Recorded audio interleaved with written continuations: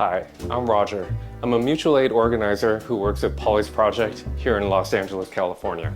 A lot of what we do at Pauly's Project is to help people who are hungry or food insecure, housing insecure. We've been all about providing them resources, food, clothing, and most importantly, friendship. Today, what I'm doing is a little bit unique to Pauly's Project's mission. I'm actually going to be instructing you on a little bit of a cooking class. And part of the reason is that Pauly's Project increasingly is working with people who are new getting back into housing. It's people coming through reentry programs. It's people who are getting off the street. They were formerly unhoused. Now they're back into a housing situation. And we really want to help you figure out how to provide food for yourself, how to create meals that are nutritious and affordable with ingredients that are readily available in any supermarket. So that being said, I'm going to teach you about the Buddha bowl.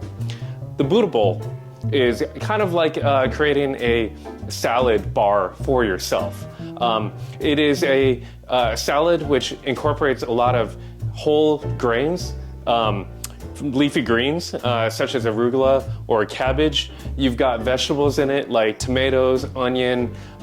It's got a lot of really good dense, nutritionally dense ingredients like zucchini, squash, carrots.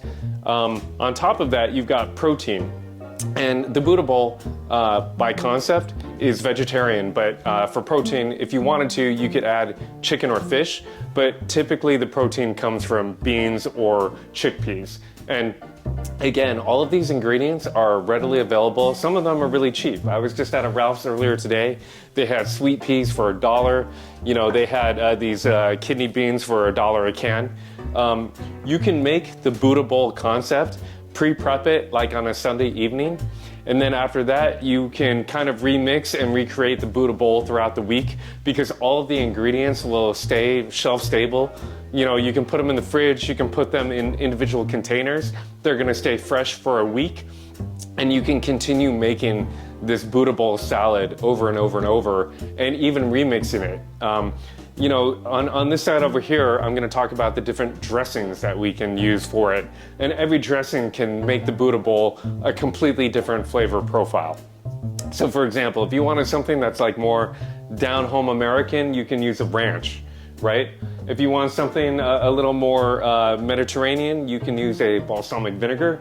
If you want something that's a little more Californian, you can do like a cilantro lime.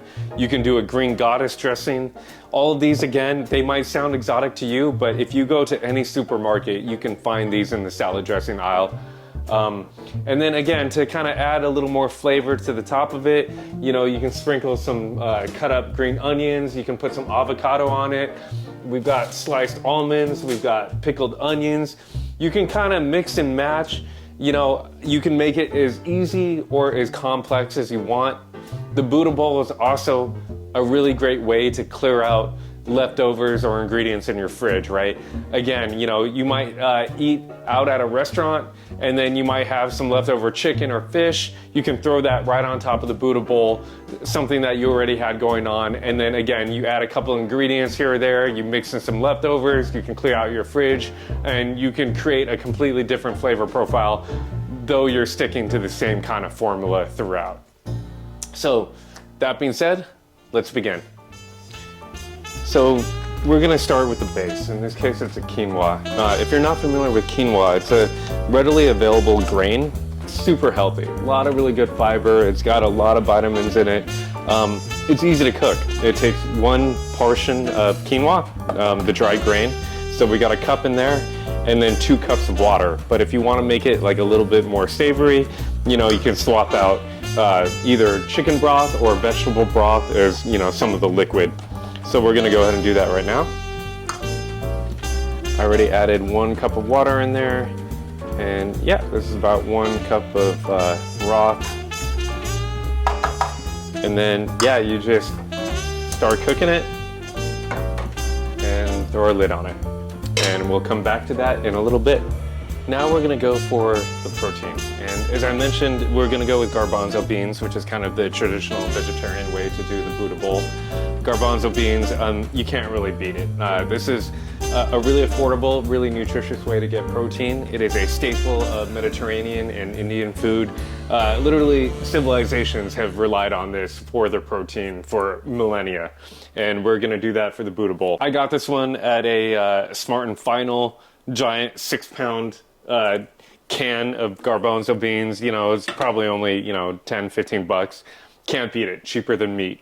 Here's a lot of garbanzo beans. I don't necessarily need to use all of these today, but we will use a handful, and you can eat them raw. In my opinion, they don't actually have a lot of flavor if you just do it raw. Like even hummus, if you're gonna grind that into a paste, you would put olive oil, seasoning, you know, hot peppers and things like that. I prefer to add a little bit of flavor to it, which is why I'm gonna fry them. And when I fry them, if you wanna check this out, it's gonna have, you know, some onion, some garlic, some chili pepper, some salt, and that'll just give it a little bit more flavor. So that's what we're gonna do. Turn on the stove, let that get hot, olive oil, and yeah, we're gonna do a simple fry with the garbanzo beans. Let that get hot, and all these wonderful aromatics we're just gonna drop in there. And then obviously some salt and pepper ready to go once I throw in the garbanzo beans.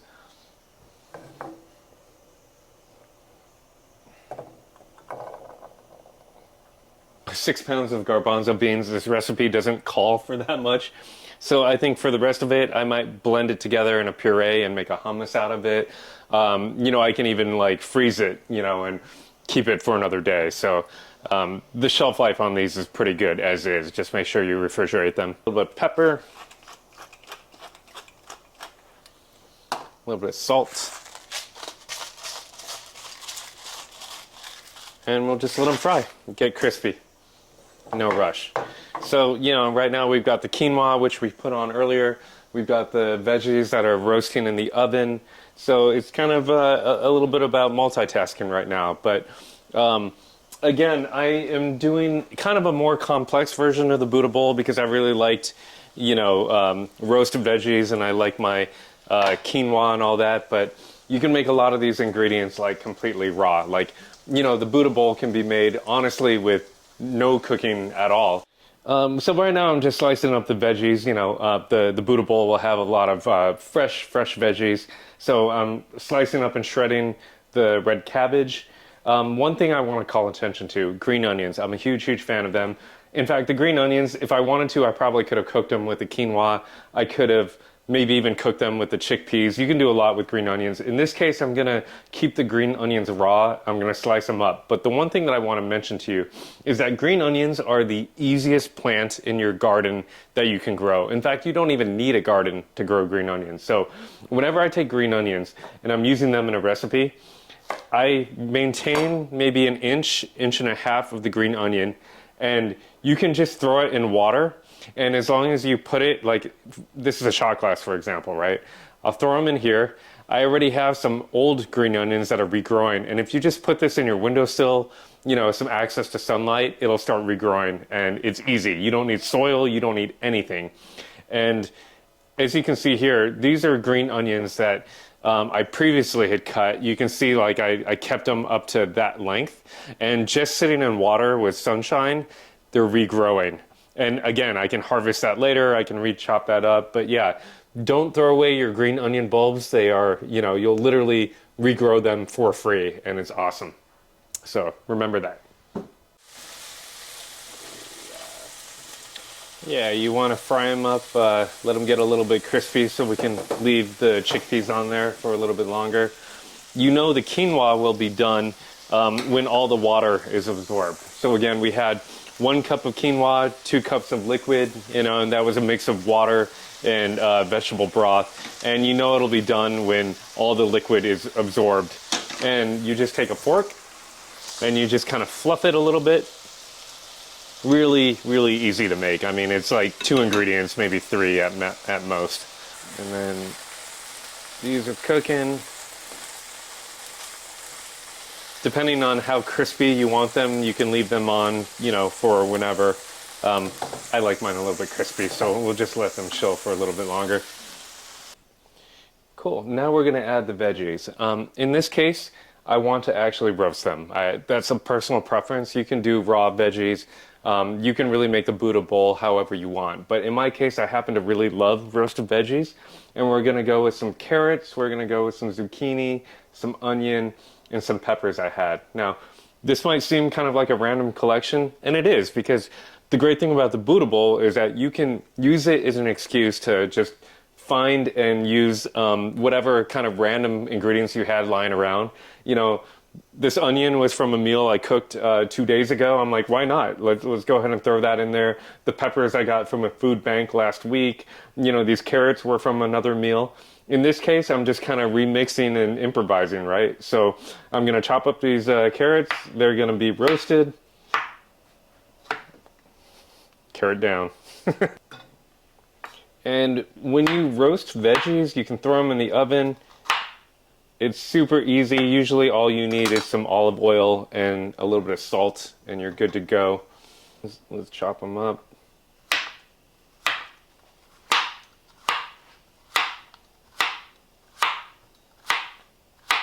Now, as you might have noticed, I mean, this is a lot of zucchinis, right? But I'm making enough Buddha bowl ingredients that I can make it for a whole week. I'm cooking for my wife. You know, we plan to both eat these a lot throughout the week. So, you know, if you're meal prepping like on a Sunday, like we are right now, you can just make more than you need, you know, cook it up, and then you just put it aside in like a Tupperware or something, and it's good to go all week.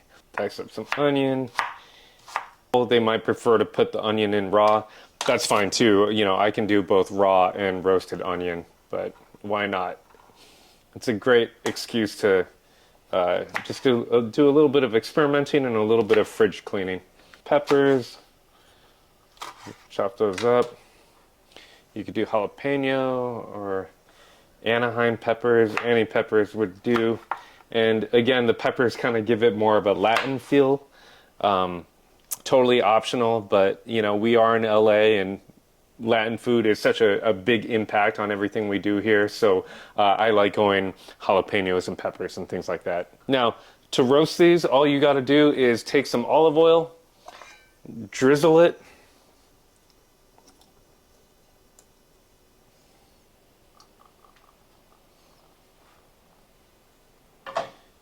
and then you just throw it in the oven and you bake it uncovered. You know, I think 400 degrees, maybe for about 20 minutes, I think is plenty. There we go. It's optional if you want to add salt or not, or, you know, garlic or anything like that. You can kind of do it however you want. Cook it in my little humble Ninja air fryer. And bake it. I usually go about 400, 425 is also good too. And, you know, bake it for about 20 minutes. You're good. Now, the Buddha bowl, typically you would eat that and serve it cold. Again, it's kind of like creating a salad bar. But, you know, if you're baking these fresh, if you've got the quinoa coming off the stove, you can also eat these ingredients hot too, if that's totally fine. So now that we've done the hard part, which is cooking the quinoa and the chickpeas and roasting veggies, which again, wasn't even that hard, we're gonna go ahead and assemble the Buddha bowl. So we start with the base. The base is the grains. And you kind of want to just keep these things sectioned off a little bit. So we've got some quinoa right there. Definitely good to get some of the sweet potato. Again, tons of nutrition in here. Fiber, healthy carbohydrates. From there, let's go ahead and grab some of the arugula that we have. That's a good base right there. Veggies, so some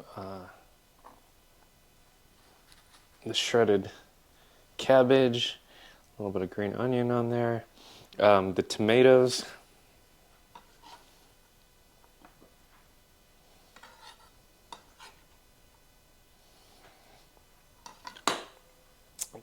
the chickpeas for the protein, throw that right on top. Yep. So today we're going with the green goddess, and just a little bit on top.